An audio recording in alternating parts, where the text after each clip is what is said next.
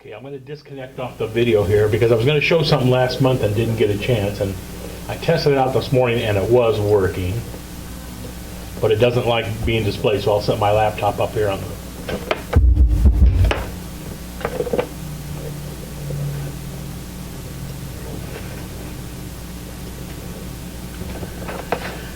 In fact, I just read in Apple World today somebody else has come out with one as well. I like this one from the standpoint that it uses a cable. And it's called Duet Display.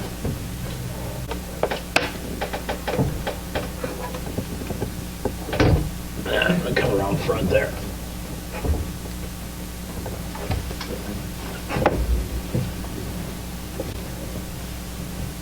The whole idea behind this is to have if you've got an iPad and a Mac both, how nice would it be to use that iPad more often and use it as a secondary screen? And what these people have done, which I thought was kind of clever, is it keeps the menu bar both across the top of both of them. You've still got the ability to use the on-screen keyboard. In fact, as you move the cursor across, you can see it's moving back and forth across between the two of them. Since this is using the USB Lightning adapter to make the communications, you don't have to worry about any other wireless issues or whatever. And what I liked about it was that, okay, so there's the normal environment for Photoshop, but with Photoshop, like you can with a lot of the Adobe products,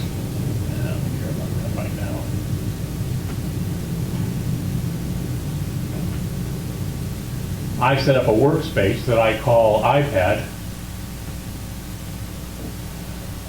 Puts all my tools over there on the right. So now I've got the whole working space here to work with whatever image I'm doing, and yet I've got all my windows, all the different tool windows open here on the right-hand side.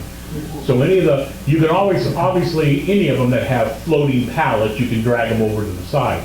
But in the case of all the Adobe products, they have what they call a workspace. And so all I've got to do is set up a workspace exactly the way I want to, because those are sitting there collecting data. I've done something, I just clicked it there or whatever. The other thing I liked about it is, let's say as an example, I have some of the Adobe training video. They had a deal not too long back where you could buy all their training videos for like $59 and subscribe to the most current versions of whatever it is. So now I can go ahead and be playing those over here on the right while I'm following along with it over on the left, which I really like that idea. So it's just being used primarily right now as a secondary display, but it works really slick. So how do you have that connect? This one connects via the USB Lightning port. So now it's not affected by the network or anything like that. That was always one of the drawbacks to the ones that were out there before. And I've got a couple of the ones that were out there before. One of them's been updated, I forget which one it is right now. Was that it only worked in a Wi-Fi environment, number one. And if you were bogging down your Wi-Fi watching a Netflix movie or something like that, now you have that problem you had to contend with, the overall bandwidth. This one recognizes that it's connected to the USB, so now you're getting it charged at the same time, which is kind of handy if it needs to be charged. And being able to use it as a second display, and it's not affecting your Wi-Fi because that's still coming across the normal way. All the display information is being handled through the USB Lightning connector. So it only works on models with Lightning connector. This one only works with Yosemite. There are some of the other software versions that are available to the App Store that will work with like Mavericks. I don't know how far back. Probably Mavericks is probably the first one that does. But this is the first one that I've run across that actually seems to do what it was told to do. There doesn't seem to be a lag issue. I did find out that if I've got the video plugged in up here, this doesn't like it because it wasn't designed with that idea in mind. But what a great way to take use of an iPad that you've already got. And as long as it's got an iPad Lightning, as long as it's a Lightning connector model, it doesn't seem to make any difference which iPad it is. Because the display is nothing. That's all the processing still being done on the Mac. This is just being used as a secondary display. So I thought that was really cool. Supposedly this has come down in price. The Duet, it's free for the, which one is free? They're both available through the App Store. Through the App Store, you do a display for on your iPhone. It also works on an iPhone. Kind of a small display, but you can do it for that. I haven't tried hooking up to it with it. I don't know whether that's supported through it or not. And it was at the time I bought it was $15. One side was free, the other side you had to pay $15. Obviously, you need them both to be able to get it to work. But now supposedly that's come down to half that price. So there is one that was just announced the other day in Apple World Today, which is the replacement, supposedly. The Apple World Today is done by the guys that used to do the unofficial Apple weblog, TUAW, which has now gone out of business. Been shut down by AOL. Thank you, AOL. I was reading that last night, and basically their last post was February 3rd. And the site will be active till June or something like that, supposedly. And then what's happening is their sister place, which is Engadget, is going to hold the archives. So if you miss something, you can go through Engadget to find it. And what's the name of the new one? Apple World? Apple World Today, all one word. In fact, if you go to TUAW, the very first entry at the top is Apple World Today.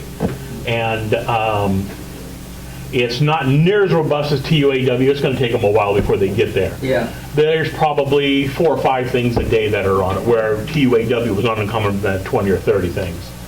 But I wanted to show that last month, and I couldn't figure out what the heck was wrong, and I found out that it had something to do with with this dual monitor arrangement. It just didn't like that, so I guess you can't have everything. But yeah, I used to religiously follow TUAW every day because TUAW always had the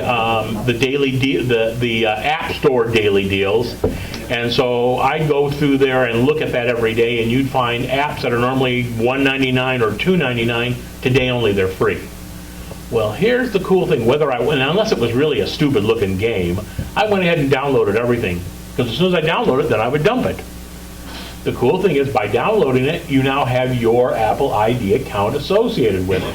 So let's say a year or two from now, you all of a sudden, in the back of your head, you decide, damn, I really would like to have that car racing game. I wish I had that. Chances are you may have picked it up when it was free off of TUAW, or now Apple World Today is doing it, and you can go get it again because you've already paid for it, even though it was free at the time. So I tend to get all the freebie stuff whenever I can, because then the problem is getting around to throwing it out later. But I just find that works out really slick to go ahead and do that. Now Apple World Today is doing exactly the same thing. So, and the second thing, like Stuart was just pointing out, they have their deals, which they've negotiated. Not so much them, but like B&H Photo will have specials of the month, and maybe the Cult of Mac will have a special of the month, or Mac Deals will have a special of the month. So TUAW will put that together and offer the same things. Let's see if I can get there. There we go. And usually the deals are down the right-hand side here, usually, isn't it? Deals. There we are. And I bought quite a few things through here. Back at Christmas time, there was an iPad stand. I needed an iPad stand because, like a hole in the head, because this case has already got it. But the cool thing was this particular stand went for $79. It was rechargeable. It had Wi-Fi built into it. It had Bluetooth built into it, NFC built into it. And its big claim to fame was that on a current iPad, it would take if you're playing music on it and you're using it as a stand, either vertical or horizontal or whatever it is, it played it through 2 speakers that were mounted out here in the legs, and it was $29. So I got one for myself and got one for my sister. She lives over in Hawaii and she just loves it. And if you had an older iPad that didn't have the NFC, Bluetooth LE, all that kind of baloney in it, it came with a mini plug to mini plug, so you could plug it into the headphone jack and plug it into that. Well, at $29, it was just nice to be able to have something other than the little built-in dinky speakers that are down here on the bottom, especially if you wanted to sit here on your desk and watch a movie or something like that. So I see that being offered by other companies occasionally, that particular deal, and it's been really good. So here's what you were talking about, Stuart, the Yes. ultra premium Mac bundle. Yeah, scroll back up, and you click on get it.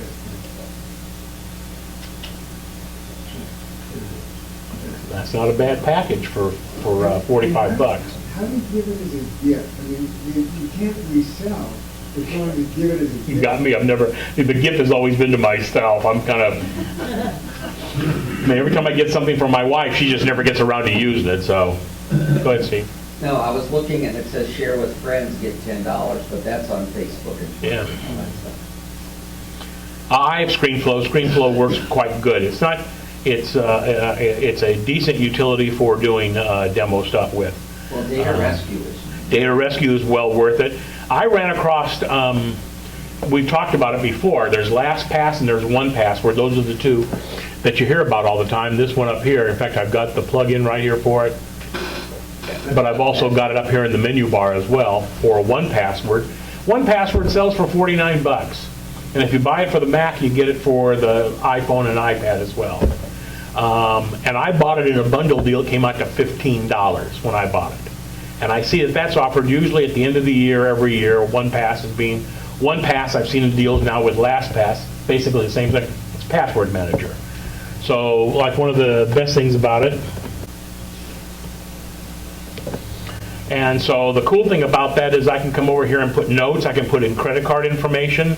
I can put in the social security numbers. I can put in the driver's license. Basically, you can put anything in this. And this is shared through the cloud onto my iPad and my iPhone. So now if I go to a website that I bought something at before and I can't remember the password to get in there, I can open up OnePass. If I've got it running, it's available already. So once I've opened it up once, it's good through that session. If I use the one that's here on the Safari plugin one for OnePassword, it's good while Safari's still running. So I can use it to generate passwords if I want to. Not a big deal. Apple's got that feature built into Keychain. But if you're like me, and we've heard Robert extol on this several times, don't use the same password for everything. Well, I'm notorious for doing that, like we all are. Why? Because we're humans, that's why. But now I'm slowly starting, I do use different one for financials that I do for just crap. But now I'm slowly starting to go out there, and whenever I have to reset a password, I'm using it this way, and I'm going to let OnePassword do the work. So I only have to remember one password to be able to get into the OnePassword program, whether it be on the iPad, iPhone, or Mac, and all the passwords or all my accounts are stored inside that. And it's encrypted, 128 key encrypted. Great. Show them, click on your OnePassword and go to login. See, that's the thing that's really nice about this. Alphabetically, it stores, and it will find, like say for instance, you go to UView TV, was it, or TU? Anyway, you go there, and it will tell you what your username is, but it hides the password until you say Reveal. And Yeah, so you can do one of two things. So like as an example, if I'm going to this website here, Tribe K Film, I can go over here and click on copy, and it will copy the content, even though it's marked out right now, and paste it into the password slot. Actually, it'll do them both. It'll do the name and the password both. But if I want to change it, like they're coming up and saying, you haven't changed your password in a while, we need for you to change it, and I can't remember what the hell it is, I can click on copy and click in reveal, and it will show me the password in its place on the screen right now, so that I can go change it over there on that particular website. Then it shows a strength indicator here. In the case of credit cards, it has the 3 or 4 digit number that's normally on the back side of the credit card, you know, the hidden number. It's got that information in there. So it's really a slick utility. Yes, sir. So let's take that scenario a step further. You've now gone into the site, you changed your password, now you got the old password in the password program. Nope, it automatically, if you've got this running, it has now put your new password in there as well. So in fact, you saw there, not only because I haven't gotten around to cleaning it out, notice in here, it's got multiple Yahoo entries, because over the years I've forgotten what the Yahoo password was and reset it. So it keeps all the old ones, the latest one being the very bottom one, But you can go back and manually delete those if you want to. I just haven't gotten around to doing it. That would be smart. I just can't say enough about this program. No, it's great. It And really helped me. for it was the first one that was really out there that was worth a damn, and then LastPass came out about a year and a half or two back or whatever it is. And it's like everything else. It's sort of like Carbon Copy Cloner and Super Duper. Right. One's slightly above the other one, then this one makes some changes and now it's a better one, then this one makes some changes, now it's a better one. The same thing seems to be true with both LastPass and 1Password, is that one of them will come out with a feature that's, wow, that's really cool, and the following month the other guy's got it as well. So because this is the one that I paid for way back when, I saw no reason to buy a second one, and I've been really happy with it, especially when they started syncing it over the cloud. Because I found myself in some cases, geez, I know I got that password, at the very least in my keychain on the Mac that I can go look up, but I know I've got it in 1Password, but for whatever reason it wasn't, I hate to use that word, it wasn't passed through to the phone for whatever reason. Well, ever since iOS 8, they've solved that problem, whether it was an Apple limitation or a 1Password limitation. Now when I make the change on any of my 3 devices, or any of the other Macs at home, all of the other 2 that we've got, Marsh's and mine, it gets updated right away. So I really like that. Yeah, I do too. And it can be used for anything. You can create new categories here for just commonly used stuff. If you want your links to your fun sites, you can put that in here if you really want to do it. Yes, sir. That password generator up there. Which is handy. Which is handy if you want to have something real heavy duty that you never remember. Well, you can always go to Steve Gibson, who's Security Now. Steve Gibson, who's probably the cutting edge guy out there talking about everything.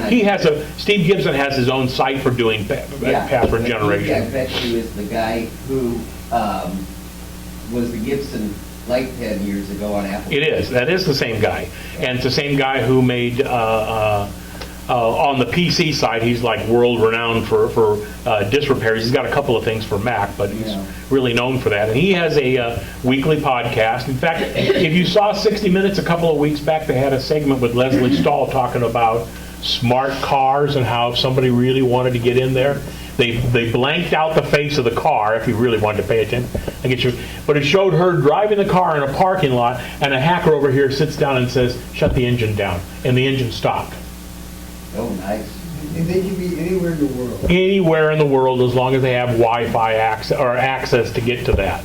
And speed up or slow down, or what depends on whatever that car particular feature's got. But they were sort of talking about cars that had like the GM, what's GM called their OnStar, that had like OnStar has the ability to open up the door locks if need be. Well, that capability exists out there and can be hacked. Everything that's secure can be unsecure, let's face it. And Gibson had an article, did a whole show on Mac Break, not on Mac Break, but on Security Now. You can get it from any of the podcast websites. You can go get it off of iTunes. It's a freebie. And Steve's a little dry to listen to. I mean, I record his shows, but he starts to put me to sleep after a while. But he's very sharp. I don't think there's anybody who is more security conscious of hacks and stuff like that than Gibson is. And that would be a worthwhile one for everybody to listen to. It's about an hour long, something like that, talking about what you could do if you had something like that. So I like that. I like that idea. And he definitely recommends something, whether it be this one or LastPass or anything else out there. I just think these are just too useful to not use. I got a question for people too. Has anybody timed, since you've gone to Yosemite, timed how long it takes from power up to app fully booted? Huh? Really? I just did it in 40 seconds. It depends how much you got on your computer. Huh? It depends on how much you got on your computer. That's probably true. Is Peter issue that it's much longer than it was with Mavericks? I don't know because I didn't go to Mavericks. I find that it's longer rebooting, not to get it down to the powered off stage and come back than it is to power up. Does that make sense what I just said? That's where I find the lag is at. Oh, really? And yeah. So if I just went over here to shut down, it's much slower shutting down Oh, than what previous Mac operating systems have been. Now, okay. booting up's a different story. To me, boot up is like, well, and plus I've got solid state drive, so that makes a Well, real that's what I difference just too. added to Yeah. this one, is a solid state. World of difference. It's well worth it for that. If anybody can afford a solid state drive, whether it be built-in or an external one like this one, which is what I've got the Beta 10.3 Yosemite on, which Yeah. we'll talk about. Well worth it. It's well worth the investment. A lot of money, well worth the investment. Well, I didn't pay that much for it, Ray. Well, this is a you looked at these ads? Remember, I bought this 2 years ago when they were expensive. But I mean, what you can get now, a 240 gig will cost you $150? I got one. Not less. It was the same as this, I got one for 89. This is a 1 terabyte solid state that's inside here. It didn't come with the case. I bought a $15 case that was advertised. Yeah. And, basically you open up the case, stuff it in. It's got an on-off switch, which is kind of interesting, like not a big deal, but kind of interesting. And at the moment it's partitioned to like 50 gig and then two 450s or two 475s or whatever it is. Because I've got a complete, I just did it yesterday, I got a complete backup, a carbon copy clone backup of the, remember, because I had a problem 2 months ago Right. of this on here. I've got a beta on here. I just had a question about the shutdown and the long time it takes to shut down. Couldn't that just be because it's coming to save a whole bunch of possible changes? Of course, that's exactly what it's That's what doing. housekeeping is. That's what the housekeeping end of things are. Okay, that's what I figured. So yeah, again, I don't care so much about the shutdown. Hi, Rebecca. I don't care so much about the shutdown as much as I do the startup. But unfortunately, most of us are in the habit of hitting restart, so now it's got to go through a normal shutdown before it does a restart Well, again. Mine just shut down. It may be what you have in the background too, and I've got a lot, I always have a dozen things running in the background, so. Yeah, that's probably why. So I find it's a big improvement, like I said, on restart. Well, part of that, of course, is a solid state drive, but even when I'm booting up to an external drive. A lot of it makes a difference too on whether if you've got external drives plugged in, whether you're USB 2 or USB 3. USB 3 is almost as fast as it is as fast as FireWire is. It's like almost 10 times faster than what USB 2 is. So, and I didn't realize for the longest time, but I guess you can tell if it's USB 3 is the internal connector will be blue. And if it's white, I guess it's USB 2. And I guess the originals were black, which was USB 1. So to me, if you're buying something brand new, unless the price difference, if your computer's USB 2 based, which is a big improvement over USB 1, if there's a major price difference between buying a USB 2 device or a USB 3 device, I mean big difference in price, go with a USB 2. Fast enough for a disk drive. But if you can afford to buy USB 3, again, thinking down the road, try to get as much crap as you can that's USB 3, because there's no two ways about it. It's better to be planning down the road. So like, I had, this particular Mac's got two USB 3 ports on it. I had, without realizing it, plugged into a USB 2 expansion box. Wasn't really a problem for iTunes or music because I had my movies, TVs, and music on 3 2-terabyte drives that are USB based plugged into that box. But when I bought this and plugged that into the box, all of a sudden, it didn't seem as fast as it was. Well, it's because it didn't have the throughput speed. And as soon as I plugged this directly into the Mac, which is USB 3, this particular Mac is USB 3, big difference in speed. So I decided, well, that USB 2 device just became my wife's. Now she wanted one, so now because she's got an older Mac, that she's really only doing it for email and web searching. She didn't care about anything else, but she wanted another drive. And I bought myself a 7-port expansion that is USB 3 across the board. And so it was like $15 more to buy the 7-port USB 3 versus a discontinued USB 2 7-port. Yes, sir. Do you know if carbon copy loader will back up the restore position of the operating system or just the operating system? Yeah, it does. It does, that's it, especially when you're cloning the whole thing, it does it automatically, so. Super Duper didn't seem to do that. Have you upgraded it recently? Because I find that I find that I own them both. I personally like the interface to Carbon Copy Cloner better, so I tend to use that more. But I own them both because I had a customer who had it, and I thought, for 20 some odd dollars, I'll go ahead and get it just so I can get some experience with it or whatever. But yeah, as far as I know, it does. Somebody was talking about an SSD. You can see I've got one here, and I've only had this one for a couple of months. And this one's 128 gig. So that's the biggest that I've seen. It's actually a micro SD that's in an SD expansion, which is what Apple has. So like, But that can be a lot slower than cards. they are these cards are slower. You're right. They're what I'm using it for. You can see I've got 58 gigs is still available on it. I ran into a situation, I think I went through this once before, where yes, I have Time Machine, yes, I have Carbonite, where I did something stupid to my photo library on board, and I've got about 70,000 slides. Now, I'm not going to scan them all. That's pointless. But I'm probably going to do a couple of thousand of them that are family stuff or whatever, and just haven't committed myself to getting in a routine of doing X number every night, cleaning as much crap as I can off the slides, whatever.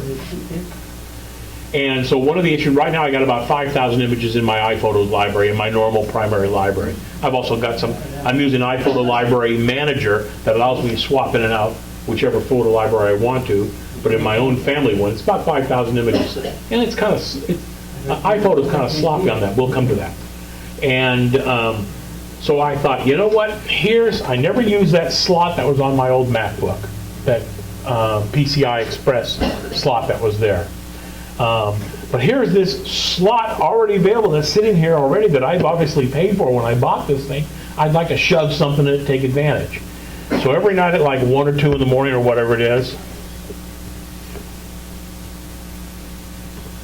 Carbon Copy Cloner runs this one called Photos to SD, and it backs up my Photos library under Greg Locke, that one. I don't care about Marcia. Marcia's got hers on her own laptop, and hers is being used by Time Machine. It backs that up to that SD card. So worst case scenario, I've always got within one day a current copy of my photos. So you got 70,000 photos on that little, 5,000. oh, 5,000. 5,000. It's right now it's backing up. Is it backing up the entire? No, it's just doing selected ones. So if I go like in users, I think it's probably just doing the main iPhoto library.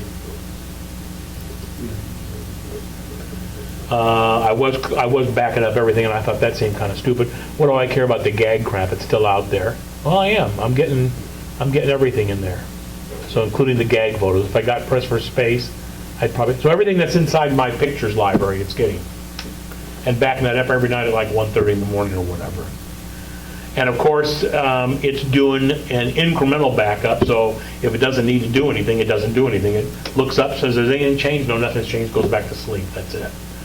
And at the moment, I have it sending me an email every day. I need to turn that feature off because it's starting to be a lot of them. I have it send me an email every day that it ran successfully. What I need to do is change that to only warn me when it didn't run, so that I'll bother to go look and see. So I really like, Carbon Copy Cloner, I think its scheduler is better than what Super Duper has. I just like the interface a little bit better. So here you go. Oh, here it is. It's run this daily every morning at 3:59. Who knows why I picked that time. I wanted to make sure nothing else was running. And so I find that's a good 20 some odd dollar investment is Carbon Copy Cloner. You should own one or the other one. They're both free to do complete clones. Yes, sir. You talked some time back about a program that would go through your iPhoto library and eliminate duplicates, and I don't remember what it was called. Yeah, they have a, I don't know if I still got that or not. You can do duplicates from within inside of iPhoto, but I think it's kind of sloppy now. That gets a little bit better here with the next movie, when the next Photos comes out, which we're going to talk about a little this morning. But what is it called? Duplicate Annihilator?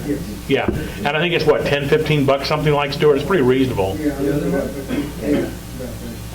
So duplicate annihilator. Yes, sir. I got, I forgot what it was called, one of those programs for eliminating duplicates. And so far, I haven't eliminated any duplicates with it because it shows me a bunch of duplicates and I don't, on my photos, and I don't know which ones I should keep. and Well, which ones- that is definitely one of the drawbacks. One of the advantages and disadvantages, I guess you could say, of iPhotos the way it is right now, is that when I open up an image, maybe open up a picture of my nephew as an example and his girlfriend, and look at it, if I make any kind of a change to it, for all practical purposes, it makes a duplicate of that image. And that's the one that becomes the main one that I look at from this point on. But that way you could make changes, go down the road, make changes, go down the road, make changes, go down the road. You've always got an option to revert back to the original because the original's still there. So it's conceivable to have duplicates down the road. It's sort of like, think of it like Time Machine. You can go back to older versions in Time Machine along the same lines. The problem is, maybe the duplicate is the one you really care about. You don't care about all the old versions. Apple has no clean way of getting rid of those. And that's where something like the duplicate annihilator will do that for you. You can say, I only want to keep the primary, especially if you're running short of disk space. Nowadays, that's not so much of an issue because almost everybody has, when you can buy a 2 terabyte conventional drive for $70, $80, it's kind of pointless anymore. But that is one of the drawbacks that a non-destructive video or photo editing program has, is that you're going to end up with duplicates, although they're older versions of the same thing. And if you move to another location, they may get changed. So that's just something you got to bear in mind. A duplicate annihilator gets rid of, You have control. you've got control, so if you've got a photo that you've taken and then you, Made iteration changes on it, right, you can keep just the original. just the original. Okay. Okay, Or so, the- I'm sorry. Or the latest version you can. Right, that's what I meant to say, sorry. Yeah, okay. So we don't know if we're going to get Robert here or not, or all, right? I have no clue. Okay, so I went ahead and, you may have noticed that, anybody here is an Aperture user? Although I haven't used them long enough. Same, I'm in the same boat as you are, Bart. I also own Lightroom, and I've never used it. I've started to use it, and I've been playing with it. It is terrific. Lightroom, Yeah. yeah.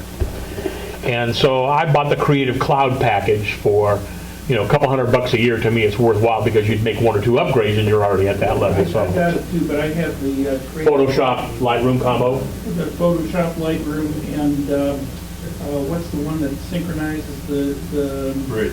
Bridge. Yeah. You got that package for $5 a month or $10 a month or whatever. It's hard to beat that deal. No. So anyway, Apple sent out an email a few days back to everybody that was registered Aperture, letting them know Aperture is no longer going to be supported. You'll still, according to Apple, you can still buy it. Now, why anybody in their right mind would buy this now, I have no idea. But you can still buy Aperture through the end of June. But it will be supported on Yosemite. But for all practical purposes, it's being phased out. Aperture was always, and I liked it. It had some really nice features to it. It kind of was a little disjointed with iPhoto. You could import one or the other back and forth, but they never really used the same library very well. So what Apple has done is Apple has come out with a new Photos app, brilliantly called Photos. Looks like they're getting rid of the eyes out of everything anymore. Yep. Does that look like what it looks like to you Looks like too, what they're Stu? doing. So probably the next iMovie will just be called Movie, something brilliant Yeah, like it is that. on. On the phones, yeah. phone. So they offered inside in their infinite wisdom, which I think is a great idea, you can download a developer preview of the new Photos app will be available this spring. We don't know what that means. Like the watch. Like the watch. Early. We'll probably hear about the watch on Monday at their event. It's supposed to be next month, but we'll probably hear more about it on Monday. But the new Photos is supposed to be available on Yosemite 10.10.3 this spring. You can download a preview of it right now. only runs inside 10.10.3, so you have to download Yosemite 10.10.3. I did that yesterday. So I'm going to go ahead and reboot this. So let's hope that everything works. I'm going to go ahead and reboot this into that. Sure, go ahead. Reboot. My son, after I put that drive in here, my son put on Yosemite for me, and, because he was dying to see how, much difference it is. Now, when I was back booting it off the 10.6.8, and I held down the option key when I booted, it showed the 10.6.8 drive, but it didn't show the 10.10.2 drive. So I had to boot into 10.10.2, the solid state. Then I could set it for. It Got me. Confusing. 10.6 was before App Store days, and so. Yeah. So, no, I guess that was probably the first version with App 10.5 Store. was Is that what it was? Yeah. So, you got me. Had a customer came by, and his came up to Yosemite, and says, I cannot believe those guys hiked that, not hike, but climb that side of the mountain. Oh, of El Capitan there? That is nuts. Hey, Captain Kirk did it in the 5th Star Trek movie. Cool looking video, it really is. It's a cool looking piece of footage. That's fun. What's his name? William Schaller. Nimoy. Leonard Nimoy, who just passed away. Yeah. Too bad. That was a shame. I have a question. At least he admitted it was probably due to smoking, Oh, yeah. even though 30 years he had quit, so. When I open up my Earthlink webpage to get my email and stuff, one of the things that comes up on the initial opening page down on the bottom is something about Norton's auto virus protection capabilities available for the Mac. Is it safe to use that? There's no charge, just activate it, but I've gotten so questionable about that sort of stuff, I won't do it. Isn't that interesting? I didn't get a background image.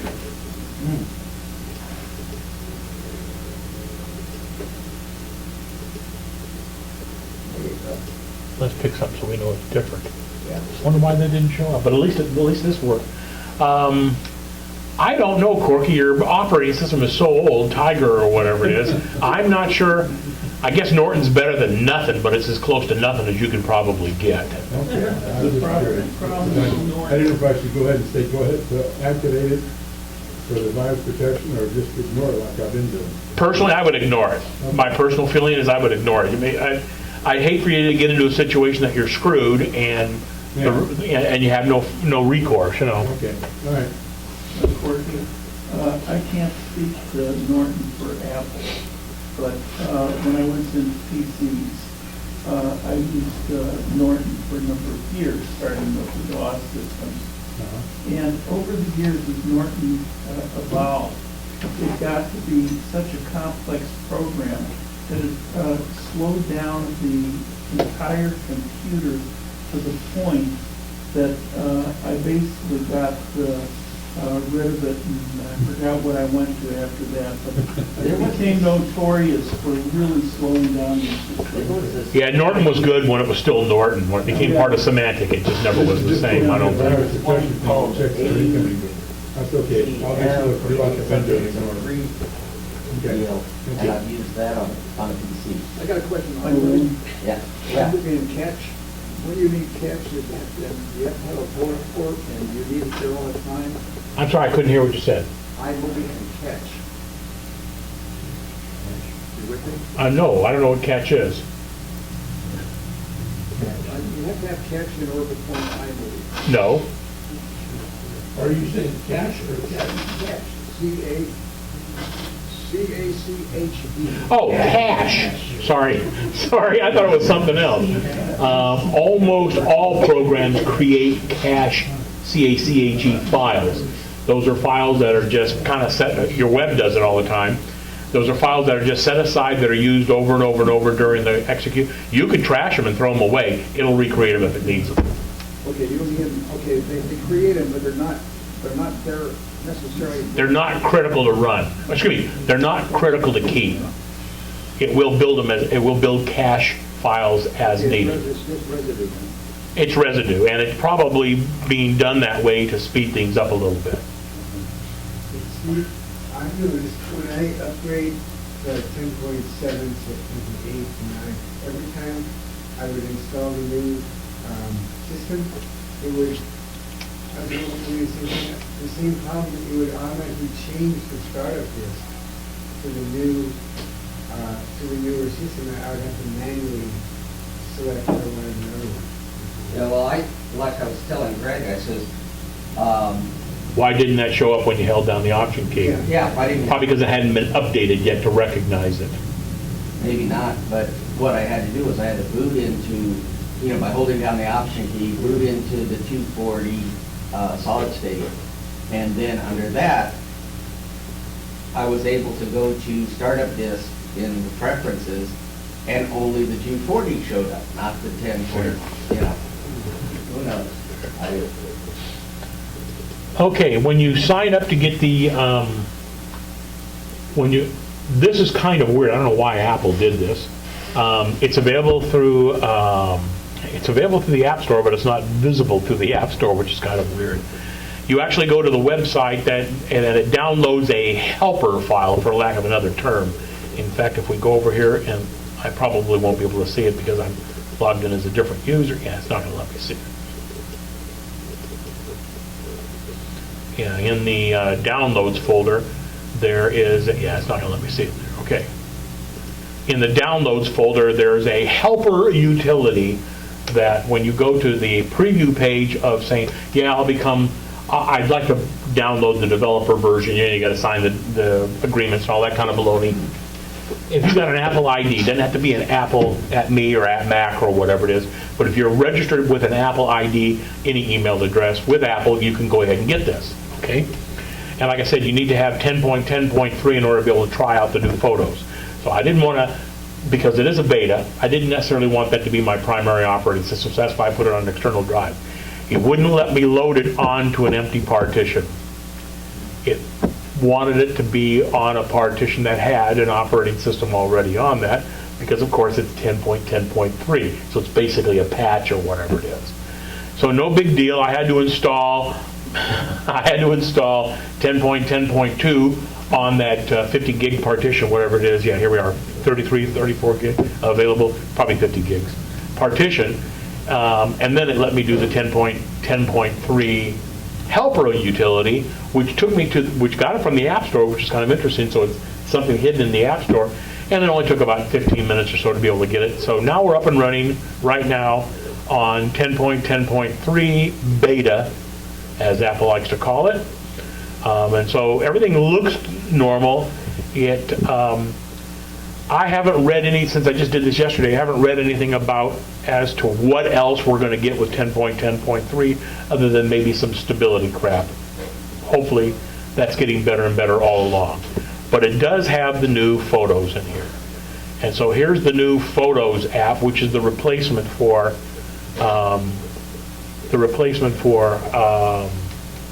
iPhotos. I didn't want to necessarily bring over my existing 5,000 images because if it's sometimes when they've gone from one version to another version, it wants to convert everything, and I didn't want to take the time to be able to do that. But it was smart enough to go out to iCloud and bring down a copy of everything that was on iCloud.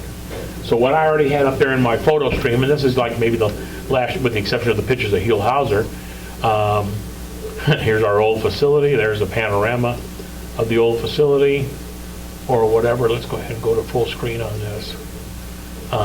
And there's a lot of customization that you can do. You can turn that sidebar off if you want to get as much of the screen as possible with it.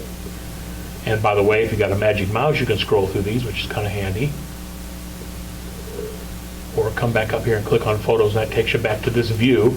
And shared images and albums. I'm trying to sell the RV, so that's out there. That's being shared out. And albums. Remember, this is everything that's out there on my iCloud at the moment. They've added a couple of new things to it. First off, the default is you show everything in a for whatever reason, show everything in a square format, you can change that. You can come over here and, not on that page, but in one of these views, you can say, show it in the format that it's in. So if it's 9 by 12, it'll show that proportion. Otherwise, it'll crop it to a square image because it looks a little cleaner to look at. This is new. They've added this faces access here. We'll come back to that. So if I come over here and projects, as if you're going to build, Apple's way of selling you a book or a calendar or something along those lines, that's what that is. Okay, so let's just come back over here to regular photos. So this is stuff that's presently up in my iCloud account. And by the way, this just became beta for iCloud as well. So if you go over to iCloud, it doesn't work, I haven't got that turned on.